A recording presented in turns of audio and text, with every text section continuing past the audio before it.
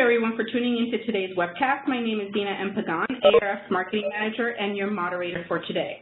Before we begin learning about how political advertising poisons your brand, please allow me to introduce you to our house rules. We are aiming to provide the best webcast experience possible. You can help us execute this by keeping yourself muted and your computer web camera turned off. The audio will be streamed. This means that you will be able to hear us throughout your computer speakers. However, if you prefer to use the teleconference option, please use the information provided on your screen. Additionally, I will post the information into the chat box. Should you have any questions during the session, please send these to me using the chat box as well.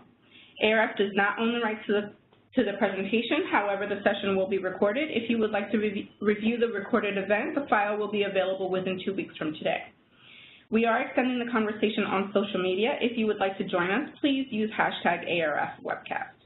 If you're interested in hosting a webcast of your own, please contact me at dina@thearf.org.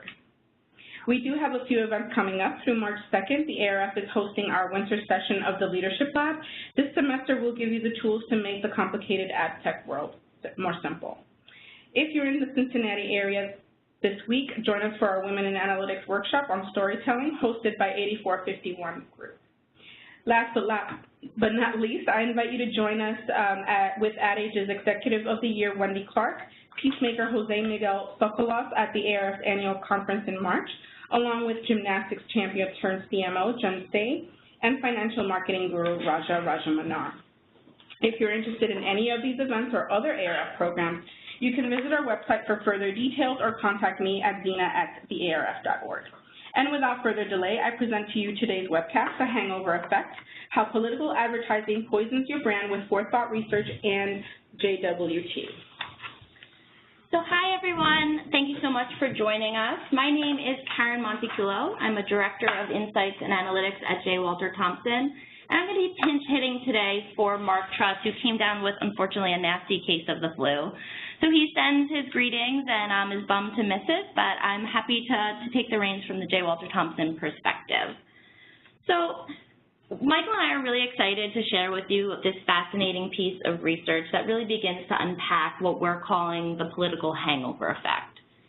As a bit of background on how this kind of came to be, as the primaries were winding down last year, we knew we were headed into the generals where we would be inundated with lots of political advertising. And if the past was any indication of what we should expect, a lot of that advertising was going to be negative.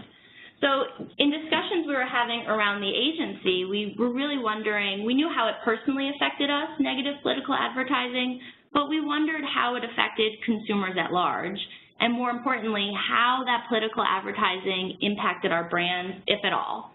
So we were circling all of these questions, and we knew we wanted to partner with Forethought on this because they had a really unique and innovative approach to measuring emotional response to advertising. And with that, we kind of ran with it, and the results are summarized here, and we're looking forward to you seeing it and discussing it. And with that, I'll hand it over to Michael. Thank you, Karen. So Michael Sankey here, Principal Consultant at Forethought. So brand marketers and advertisers, when making decisions about media buy, one of the important considerations is this the right target audience for my ad, and things around audience size and composition. How can I reach the audience in a cost-efficient manner? But less consideration is typically given to the context in which the ad's viewed. So, what frame of mind is the audience in when they view the ad? What's their emotional state? And does this impact upon how that ad's processed and ultimately the effectiveness of the ad? So that's really the question that this research sought to address, and we looked at the existing literature first, and a lot of the research, even dating back to the early 90s, was around program-induced mood. So having respondents watch a clip of a TV program or a movie, then watching some TV ads, and the general finding has been that, first and foremost, that context does matter, and secondly, specifically, the negative mood that's engendered by that program has a detrimental impact on how the subsequent ads, the subsequent TV ads were perceived and processed. For example, lower recall and less liking of the ad. So where we see a unique contribution of this study is looking specifically within a pod of ads, and really specifically looking at political ads and the subsequent flow-on effect onto the brand ads. So I want to take you through the first lot of results firstly, and that is what you see on the screen, the negative response to political advertising. So let me just take a second to explain the chart on the right-hand side. This is what we call an emotions web. On the perimeter of the circle there, you've got the 9 discrete emotions that we capture. So on the right-hand side of the circle, you've got positive emotions, surprise, happiness, love, pride, and contentment. On the left-hand side, you've got the negative emotions, so anxiety, sadness, shame, and anger. You'll notice in the interior of that circle is a thin red line. That's what we call calibration. So when respondents go through the survey, they're rating how they typically feel. So we baseline everyone's emotional response. So anything outside of that thin red line is an activation of emotion. And what you'll immediately see when you look at the responses to the spots, these negative political spots, which are the coloured traces there, they're all pulling to the left, which means these spots, both negative Trump and negative Clinton spots, are actually activating strong negative emotion. So spiking on shame, anxiety, sadness, and anger. What's perhaps a little more interesting is when we looked at positive political spots, so positive Trump and Clinton, and again, we're seeing a similar pattern of results. So these positive spots, and these are, so the positive spots are talking about the candidates and their visions for their future and all the great things they've done in their past, their credentials, and how they're going to help the country. So positively framed spots, but similar pattern of results. They're actually all eliciting negative emotions universally. So what that tells us is, regardless of the valency, it's a positive or an attack spot or a positive spot, they're all eliciting negative emotion. That's a really important point. They're all political advertising elicits negative emotion. So that then made us wonder about, well, does this negative emotional response to political ads have any impact on the subsequent brand ads that follow these political ads? Or can people actually compartmentalise their emotions and therefore, judge each ad on its merits? So what we wanted to do was test this out, and we designed a study. It was a multi-phase study, a very large online 3,600 respondents, which were recruited through SSI, so Survey Sampling International Online Panel. The first phase was simply to evaluate or assess the emotional response to the political ads. They're the results I just took you through, so you could see universally positive and negative political ads were eliciting negative emotion, regardless of the candidate. Then we went into phase 2, which was looking at the response to the extra brand. So we assessed the brand spot, which was an extra spot, and I'll show you the spot in a second and the results. But so we want to look at the effectiveness of the brand spot. And then phase 3 was about this priming effect. So having respondents exposed to political ads followed by the extra ad, and looking at to see if there's any hangover effect or spillover effect of the negative political ads onto the brand ad. So that's just a recap. We tested 12 political ads, and universally, again, all eliciting negative emotion. What I'm going to do now is show you the extra ad.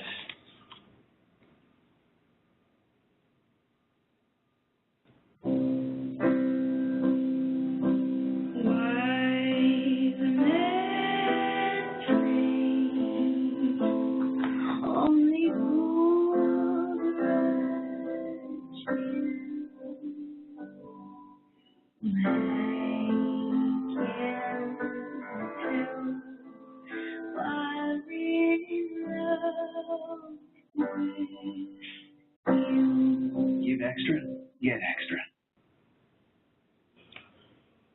Some, if not most of you, would have been familiar. That was an ad that aired about 12 months ago.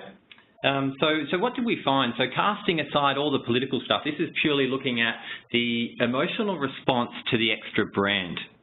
Okay, so if I can draw your attention firstly to that dotted line, so that's the emotional response to the extra brand without any exposure to the spot. And so what you can see there is it's not eliciting any strong negative emotion, but it's also not eliciting any strong positive emotion. So that's what we'd say. People are emotionally indifferent towards the extra brand. However, what's interesting is the solid green line there, which is the emotional response to the extra brand after watching the extra spot. So you can see that, after seeing the extra ad, how the brand shifts towards those positive emotions, so spiking on surprise, happiness, love and pride and contentment, and reducing the negative emotions. So it's shifting the brand forward on those positive emotions. What we also did then is break down these results by extra customers versus extra non-customers. So on the left-hand side, extra customers being those consumers who have purchased extra in the last 4 weeks, whereas extra non-customers were defined as people who were in the category they'd purchased a competitor gum brand, but they hadn't purchased extra. So on the left-hand side with the customers, you can see already they had a strong emotional affiliation to extra. Extra is eliciting a lot of positive emotion. What the brand or the spot did actually is just simply reinforce that positive emotional association to the brand, which is a really good result. But what's really interesting is on the right-hand side with the non-extra customers, you can see the baseline emotional response towards the extra brand was the dotted line, actually eliciting some strong negative emotion, shame, anxiety, sadness and anger, and a reduction in positive emotion. However, just testament to the effectiveness of the extra spot, really positively shifting that brand forward on the positive emotions and activating particularly love and pride. So what I might do now is hand it over to Karen to take us through, well, how does exposure to political advertising actually impact the response to the extra advertising? Thank you, Michael. So we know from the results we just saw that the extra ad induces a lot of positive emotion when viewed in isolation. But when it's viewed after a political ad, whether that's a positive political ad or a negative political ad, it has a negative effect on how that extra ad is consumed by consumers. So let's look at the data and let's level set on what this chart is showing. So the gray bar is consumer response to the extra ad in isolation. So there was no political ad exposure around that advertising viewing. The blue bar is the ratings on the same metrics for those who saw the extra ad after viewing political advertising. Again, some saw positive political advertising and some saw negative political advertising. And what we find is that those who are exposed to political advertising prior to viewing that brand ad rate the extra brand ad more negatively. So we see here, though they say that the extra brand ad was significantly less appealing, it was significantly less relevant, it was significantly less entertaining, and it was less unique.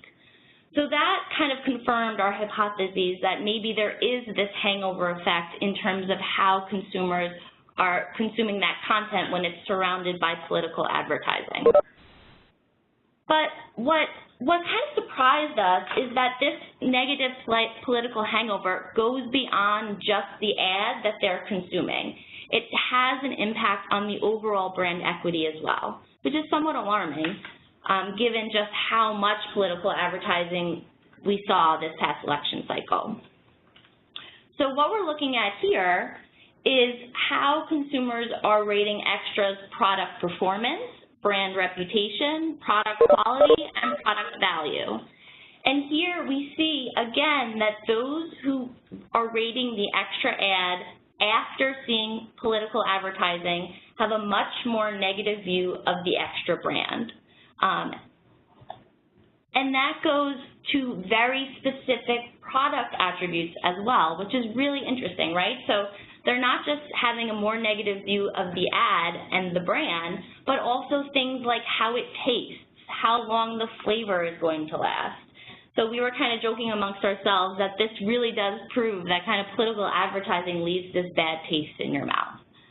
So we thought this was really fascinating that this phenomenon held for not only the communications and the messaging, but the brand equity, the product attributes, and of course, when you take those together, it is actually potentially influencing behavior, which of course is most worrisome. So again, looking at the same layout of these charts, we see that extra customers, so this data is among all extra customers, those who were exposed to a political advertisement before are now significantly less likely to say they intend to purchase extra, which was fascinating, that this political hangover effect has such a wide reach in terms of its impact on the consumer base seeing that advertising. And with that, I'll hand it back to Michael. Thanks, Karen. Perhaps a secondary finding to the results that Karen just took you through, but what we also found interesting was when we cut the results by political affiliation. So, the three buckets there: Trump supporters, Clinton supporters, and others. And what you can see there is that hangover effect being present for both Trump supporters and Clinton supporters, and a little more strongly for Trump supporters, which again we found a little bit interesting. Any number of hypotheses as to why that is. One thing we found was there was some empirical evidence around Trump supporters being more emotionally attached to their candidate, which potentially would explain why this hangover effect's kind of lingering on a bit longer for them. But what was also interesting was the others. So these guys are people that said they wouldn't vote, and also a large majority that said that they didn't have any strong affiliation or need to vote, as well as a minority that said they would vote, but they wouldn't vote for Trump or Clinton. So you could almost classify the others as being kind of more indifferent. So I get, what's really interesting there is there was no hangover effect, and actually the opposite thing, where exposure to political ads actually improved ratings of or evaluations of the advertising. So it actually mirrored what we found with the results that Karen took you through in terms of this hangover effect being present amongst Trump and Clinton supporters, but not so amongst those who are perhaps more emotionally indifferent towards the political advertising. Okay, so just to quickly recap the primary findings of the study, what we saw first and foremost, that all political advertising elicits strong negative emotion, whether it's positive or negatively framed political advertising. What's really worrying for brand marketers is that consumers have a difficult time compartmentalizing these feelings. So these strong emotions that are being elicited by the political advertising are having this knock-on effect or spillover effect onto how people are consuming the subsequent brand advertising. And as Karen was saying, it's not only in terms of ratings of the ad itself in terms of likability, believability, but perhaps most worrisome is the knock-on effects it's having to evaluations or perceptions of the actual brand itself. So the extra brand was being rated as being inferior in taste and things like flavour and value. And even more worrying is the fact that it actually impacts upon behaviour or intent to purchase. So, the slide that Karen was showing you about extra customers said they're actually less likely to buy extra after viewing the ad in that context. And lastly, what we just spoke about around political affiliation, seeing this hangover effect being present, perhaps for people who are more emotionally engaged and have a stronger emotional affiliation to the content that's being shared prior to the brand ad. And I'll hand it back over to Karen to talk about the implications for marketers. So we found all of this data really interesting, and there was clearly this strong hangover effect. But what does that mean, and what can we actually do about it, or how does it change how we go about our marketing? So we came up with a couple of ideas. So obviously during political season, it may make sense to distance yourself, you and your brand, from political advertisements in your media buy.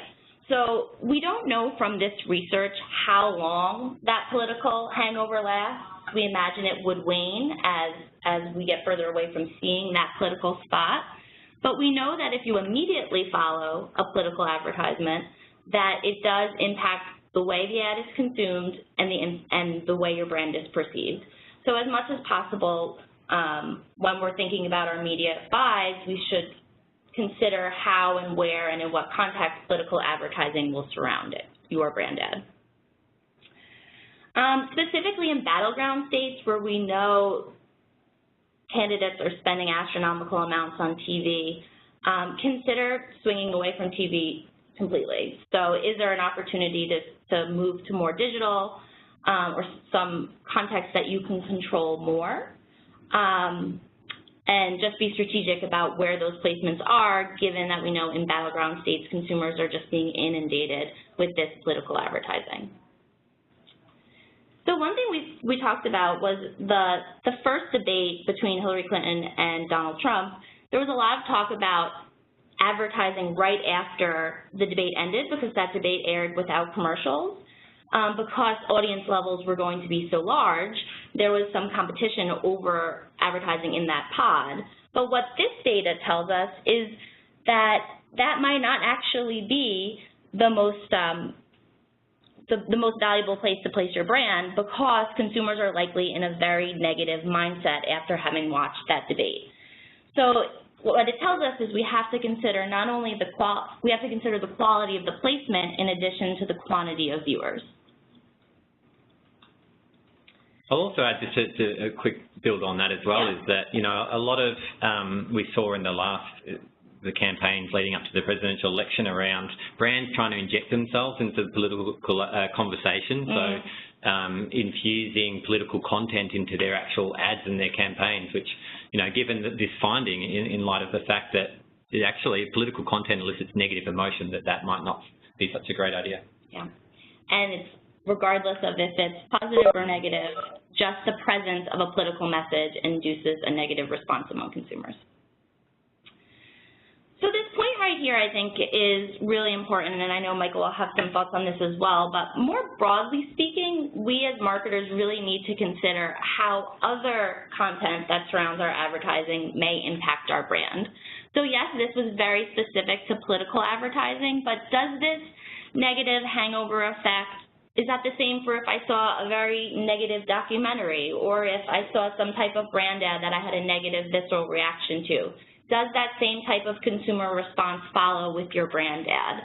So these are the kinds of things that we're starting to think about as next steps from this study. Yeah, absolutely. That was the next logical step for us. Do these findings, you know, we found it present in political advertising onto brand ads, but what about, you know, does this generalize to brand ads as well? So that's a study that is currently in field, and we're hoping to present the results of that study at the ARF annual conference coming up in March. And finally, for political marketers, we know they already know this, but this definitely proved out in our research, is that negative political ads work harder than positive ones. Because positive ads do little to draw in voters to the fold, but they significantly rile up your base and induce an even more negative reaction. So when we see kind of political marketers leaning heavily on negative political advertising, I think now I understand a little bit more why. And with that, we're happy to open it up to questions that you guys might have. Okay. First question. What surprised you most about the results? So I think definitely we were hypothesizing that we would see this political hangover effect impact advertising. But what surprised me is the degree to which it impacted brand equity. It impacted likelihood to purchase among your brand advocates, among your customers. So it went way beyond just the way your messaging was consumed. It really impacted much more deeply than that. Yeah, no, I can just add to that. I mean, remember, this is a brand, this is Extra, right? Yeah. So this is a brand that's well established. It's been around for decades now. So as Karen was mentioning, for the fact that this hangover effect to actually impact brand perceptions of such a well-established brand which got such a great reputation, that was quite alarming for us. So, you know, would hypothesize, would this effect even be stronger for brands that are sort of newer or less established? And for such an emotionally positive spot. I mean, the first time I saw that ad, it gave me the tingles. It's a beautiful piece of work, and even that wasn't enough to mitigate that political hangover effect. Next question. How did you measure the emotional response? Yeah, I'll take that one. So, yeah, it's an online survey, online scale.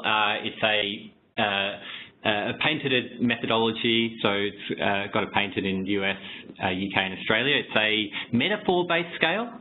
So consumers project themselves into the survey. They choose their avatar, their gender, their ethnicity. Then they go and rate So they get exposed to the communications or the brand, and they're asked to rate their emotional response to that brand or communication. So, you know, they rate the emotional response on those 9 discrete emotions. And so if it's anger, for example, they'll move their little character, their little avatar across towards how they feel about that brand or that communications they've just seen. And as you move your little character along that scale, that character gets progressively more angry, and you rest that character along how you feel towards that brand or advertising. Next question, why did you pick the extra ad? Yeah, I think alluding to what I just mentioned, it was definitely a lovey-dovey ad. I mean, there was a lot of emotion to it. It definitely, we know from what Forethought did, elicited a strong, positive emotional response. I believe it was one of the most positive ads you had tested. Mm-hmm. So we thought it would be a great foil to some of the other political advertising that we knew we wanted to put in that pod. Yeah, exactly right. That's part of the reason why we wanted to test it. It's such a positive ad, so we can see this hangover effect on such an impactful, effective ad, then that even sort of strengthens the quality of the findings and contribution, I believe. Definitely. All right, that's all we've got for questions. And do you guys have any last thoughts you'd like to share before closing? No, I mean, it was definitely a fascinating piece of research. We really enjoyed working on it. We felt like we learned something new. And we're absolutely happy to continue on with the discussion if there are any other questions. There's tons and tons of data that lies behind this. This is just a bit of a fillet of the most interesting findings. Okay, well, if anybody does have any questions and they'd like to reach out to Michael or Karen, feel free to shoot me an email at zena@thearf.org, and I'd be happy to make an introduction. I'd like to thank you both for taking the time to present your work and study with us and our webcast crowd, and everybody that joined us today. Thank you all. Have a great day. Thank you. Thank you, guys. Bye-bye.